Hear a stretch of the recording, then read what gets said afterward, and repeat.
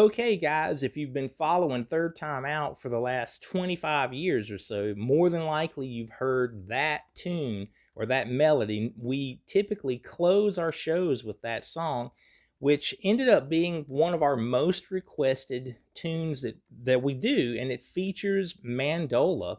We're going to get into that whole story and just talk about some Mandola in general today. I've had quite a few people mention that they like the new music on the front of these videos, which is another instrumental of mine called Buck and Chloe, and we'll talk about it too. Before we move into that, I want to invite everyone to subscribe to Wayne's World of Mandolin, turn notifications on so that you're aware of the new videos. I try to put a new one, or I make a new video public every week, typically on Saturday or Sunday. And if you're interested in Skype sessions, you can always find a good email on me in the description of every video that I put up. Anyway, on to the Mandola stuff. The way all of this kind of started in 1993, I got this instrument from Melvin Tucker and had never owned a Mandola before. Always thought they were cool and loved the sound. And for whatever reason, I'm not exactly sure why we did it, but we built this, or he built this with a 17-inch scale, which most of these Dolas would have a 16-inch scale. It makes it a little tougher to reach some of the positions that we play out of, but it's so worth it for the sustain that the instrument has because of that extra inch in scale length. It actually measures about 17 1/4 from the nut to the bridge.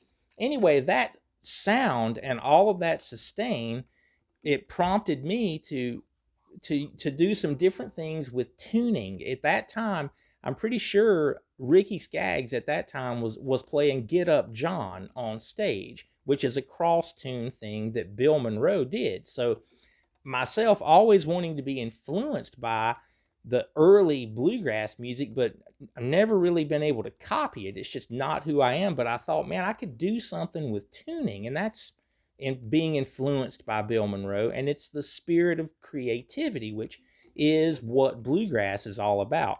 So with all this sustain, what I came up with first was I actually tuned it in an open C. A mandola is typically A, D, G, and C. It's tuned a fifth lower than a mandolin. To put it in a bluegrass kind of term, if you had a 5-string fiddle like Bobby Hicks, there would be a low C string. Then you would have the G, D, the A, and then still an E. That would be a 5-string fiddle. But this doesn't have that E string. It's just a fifth lower than the mandolin. And nothing bluegrassy really sounds right on it. So it's automatically, like I thought it would be, it was fuel creatively. So this tuning is, I let the A strings down a whole step to a G, and then the D strings I tuned down to a C note. So that makes the tuning C, G, C, G. And you just want to play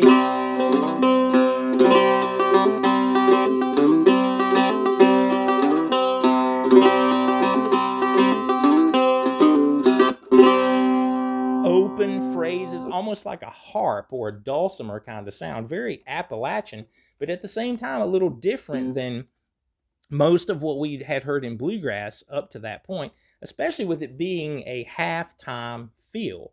So melodies like that, when I would play something in those days, I kept a cassette tape, a recorder with me all the time.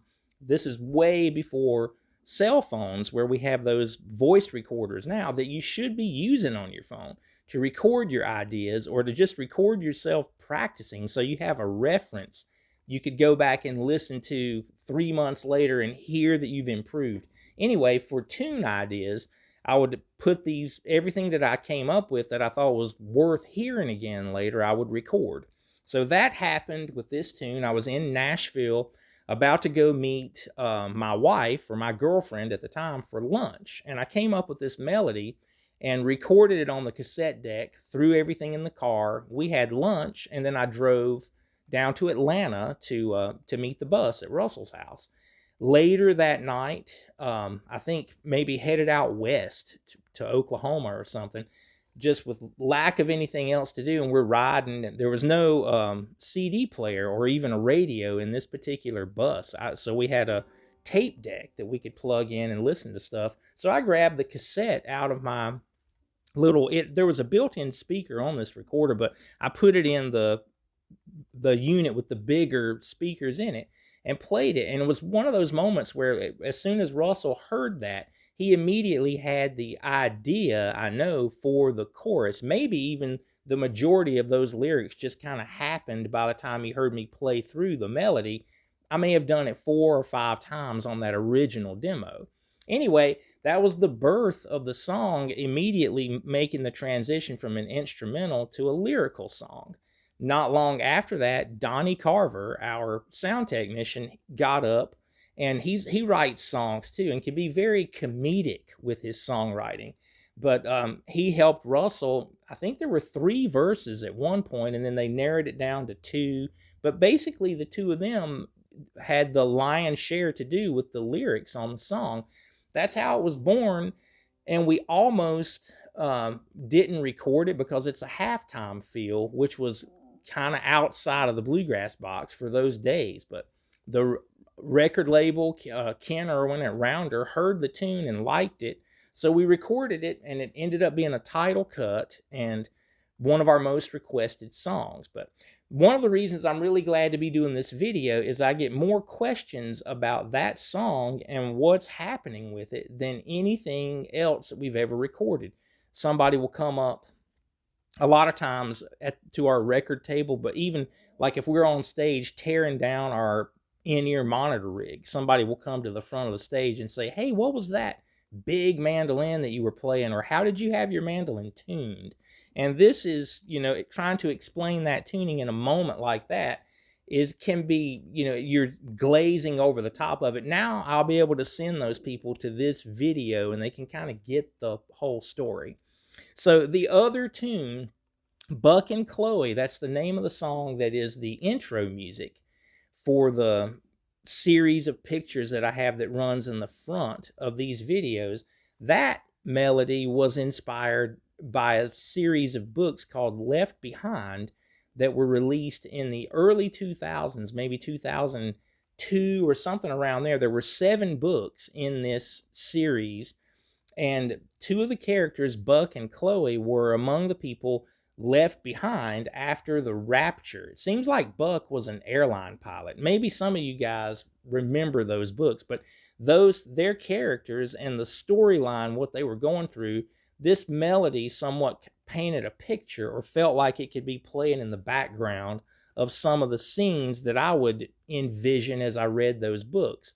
And again, alternate tuning this long scale, the 17-inch scale on this mandola, promoting that sound with the sustain. That one's really, it's even more slinky, the tuning where the A strings are let down to a G and the D strings are let down to C. That had already been done to the mandola at that point. And then from that point, I let both of the G strings down another half step all the way to F, so that the tuning was C, F, C, F on the mandolin, which is plenty low. I might have even had to fool with the string gauges to be able to record that tune on my instrumental record. An instrumental anthology is the name of that recording.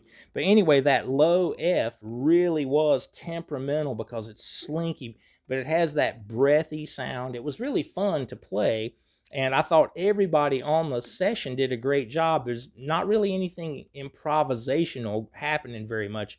Everybody played really close to the melody. You could find the full cut. I'm pretty sure that record is on Spotify. And again, the name of that melody is Buck and Chloe. So I'm forever indebted to Melvin Tucker, who I got this mandola from in 1993, I'm pretty sure it was. It's been with me ever since.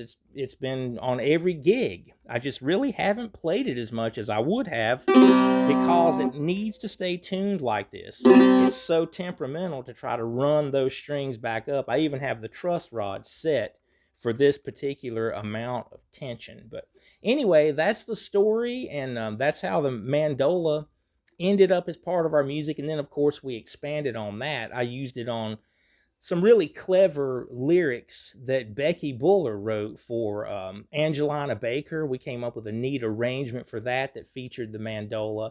We were doing Moonshiner for a while, a Peter Rowan song, and kind of incorporating John Henry into this whole arrangement that we had most of the time at the end of the set, just to help with tuning issues, like going from the mandolin to this. It definitely needs to be tweaked when I make that changeover. But that's kind of how the mandola became a part, or a signature part, of the sound that 3TO has with our show closing on mandola.